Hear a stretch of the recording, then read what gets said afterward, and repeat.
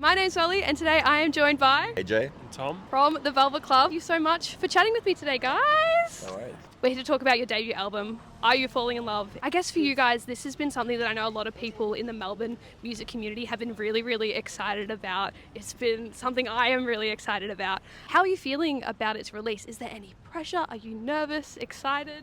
Definitely excited. I think I'm nervous now that it's like 2 weeks away and we can't change anything. But I'm really excited. I think we've been building up to it for a long time. We've wanted to do this since we started. So for us, I think excitement, maybe a bit of relief that it's finally coming out and we're finally doing what we wanted to do the whole time and do a debut album. But yeah, just excited overall. I guess you talk about how you guys took a bit of time off from kind of writing and touring. You had a really, really busy period around 2023, 2024. I know you've talked about that was a bit of a hard time in that sense. What kind of brought you back to be able to write this debut album, and was there anything that kind of sparked that for you guys as a band? I think for me, with writing it, I just kind of let go of it and dropped any self pressure that I was putting on it, and that allowed me to kind of write more and make a debut album in the first place, because it obviously took a lot of writing to make. It was like 50 demos or something, and we never made a body of work that big before. So I think just allowing myself to chill out and just write for the fun of writing really allowed us to get to this point. I think it was kind of needed, just to drop the pressure we're putting on ourselves a little bit and just have fun again with it, I guess. You talk about with this debut album, it was about kind of having fun. What were you kind of writing from before that? Yeah, I think we were definitely having fun before, but I think it just got to a point where we were touring so much, and it's obviously very costly to do support tours, and we were just kind of rinsed. We were taking so many days off work and we were touring so much, we were just putting everything into it, and I think it just hit a point where we just couldn't really keep doing that at that rate anymore. We just needed a few months to reset, I guess, and then do it again. Something I'd like to talk about is also the order of the album. I noticed that you've got the opening track of Are You Falling in Love, and then we end with Easy to Love. They're both very different in sound. Is that kind of intentional? Is that how you want people to listen to the album in order? I guess so, yeah. I think that was what I was looking forward to doing the most, I guess, about an album, is the order and making it flow and work as if you're listening to it from front to back. And I guess that's how I listen to music. I guess that's how you listen to music. We love albums, and we love listening to them front to back because it is intentional. There is a reason why they're in that order. But yeah, I think personally, I always like when the intros, the first song and the last song aren't singles. It's really confirms that listening order when the album comes out. I get really excited about that when my favorite bands put out albums. So yeah, I wanted, in a perfect world, for those starting and ending tracks to not be singles, which it worked out like that. So I'm excited for people to hear it in order and see what they think. They are quite different, the starting and closing track, but I do think it makes sense to me. It starts there, it moves through, and then it gets to the point where it ends. It makes sense in my mind sonically, I think. I was wondering, Tom, would you be able to take me through some of the guitar sounds on the record? It was really good experience. Because we've been playing live for so long and had been recording reasonably quickly, I think, that this time we really had time to sit and think about it. And in the past, it had been we'd get as good a guitar sound as we could in the time that we had. Whereas I feel like this time, even though there was time pressure, I guess, there was time to really work things out. And Luke, who we worked with, he plays in a band called Fangirl, they have some crazy guitar stuff going on that I can't comprehend. So he had amazing bits of equipment that we could use. The amount of times that I'd bring out my digital computer guitar box, Helix, and I'd have all these ideas, and then Luke would be just let me come out with my massive pedal board of 20 different pedals. Half of them had knobs with no names, just had pictures. I don't even know what they were doing, and he was just in there turning them while I'm playing guitar. Pedal mogging. Yeah, I actually got pedal mogged. Yeah, he's full pedal maxing. That's crazy. We've actually had Luke play with us in the band a few times, and we tried to kind of be here's the equipment that Andrew, our normal bass player, uses, and he was actually I've just got this that I prepared for this, and pull out this pedal board of 6 incredible things, and it sounds amazing. And I was just pedal mog us all, and Andrew, even though he's not here.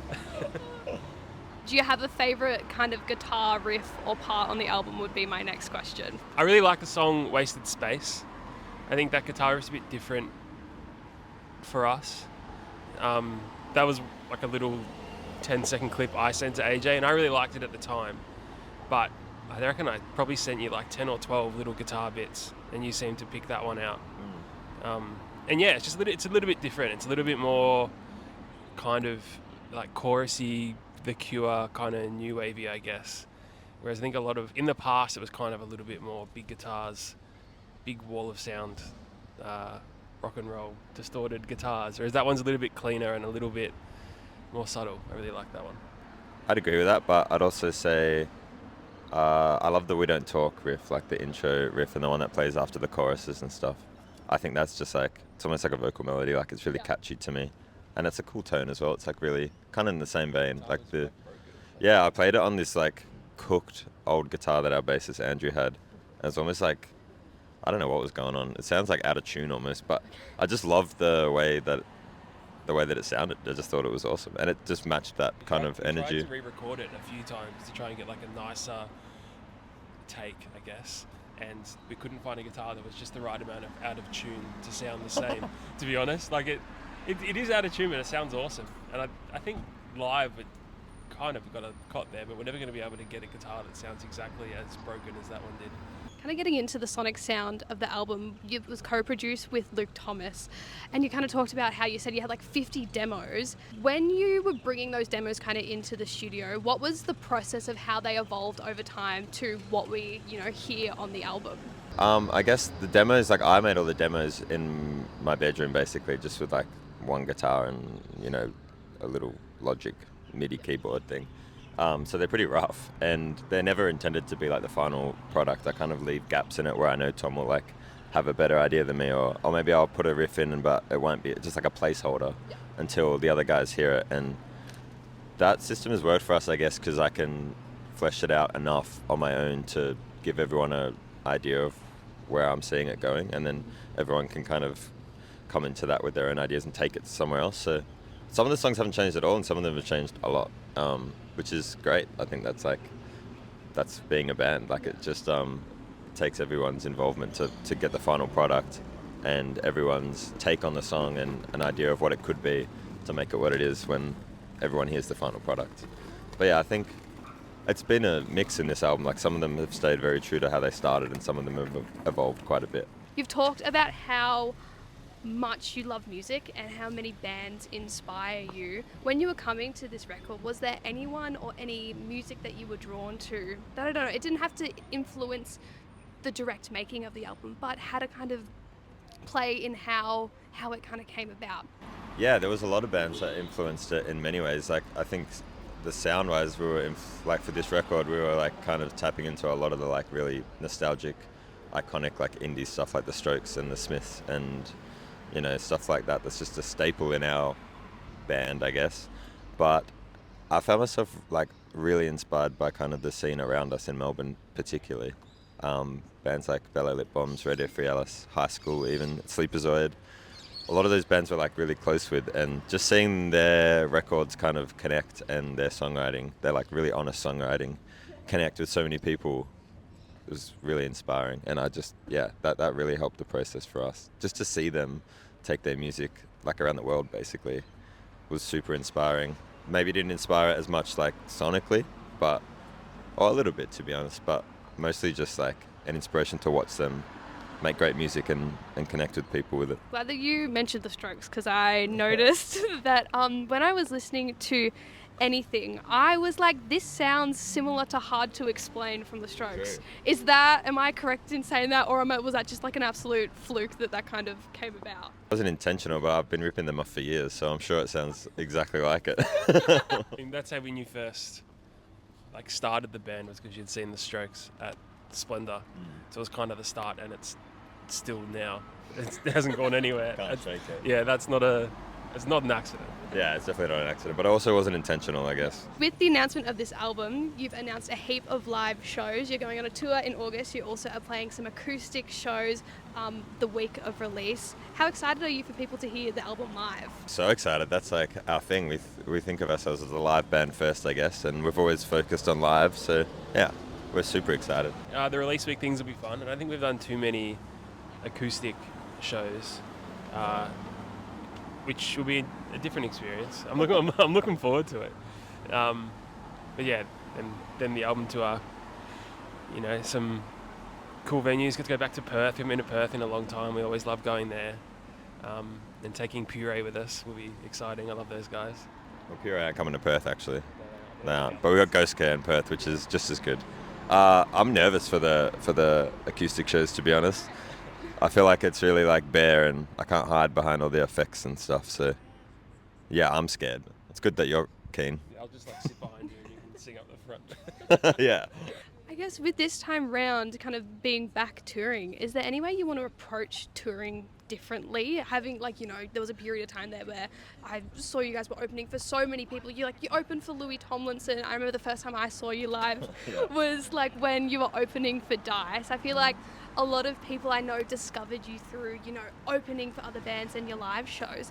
This time with the debut album, is there anything that you're going to approach touring it differently? Yeah, maybe. I think just, I guess focusing more on our shows this time. Like, we were doing a lot of support in 2023 and 2024, which was great. And so many people found us through those shows, which we're so lucky to have done. But I think now we're just trying to focus a bit more on our show and make it like a proper performance. The venues we're playing are great. They have full lighting rigs and they give us the ability to kind of create a big show, which we haven't really been able to do before. So we're pretty excited to step up our show a little bit with this tour. Yeah, I think it's just as the more effort that we had to, all the hard work we had to put into making an album, I feel like we have to kind of match that again with the tour. You do all these support shows and just time-wise, financially, you do your best and you work really hard, but at the same time, you can't really, put as much time and effort into those as you can afford to with an album tour.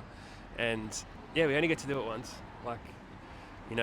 It takes a lot of time and effort to put into an album, so we just really don't want to waste the chance to tour the album for the first time. We've got to be putting in a lot more work than we normally do, and we're really excited. You touched on at the start of the interview how important the community here in Melbourne was towards the making of your debut album. What do you hope that people who have followed the Velvet Club for a little while now will take from the record?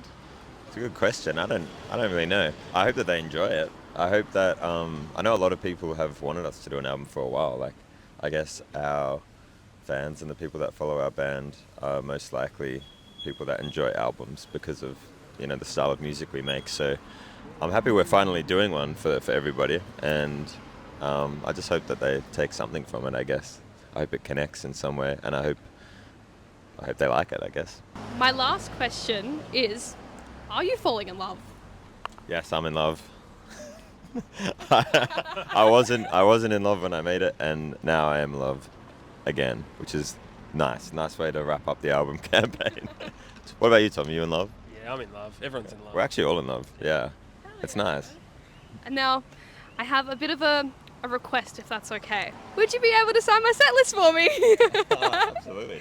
I can't believe we didn't do it for you at the show. No, that's okay. Oh, just talking. Yeah. Wow, look at the song. What's the interlude, I wonder? I couldn't tell you what that was. That's okay. It has been hanging on my wall for the past 3 years, and when I was walking out the door, and I thought, actually, let's grab that down. I was like, I'm actually still playing every one of these songs on this album tour. hey! Signature. Beautiful. Boom. Look. Thank you so much. That will be framed and placed on my wall that. once Thank you. again. Thank you so much, guys. Thanks for having us.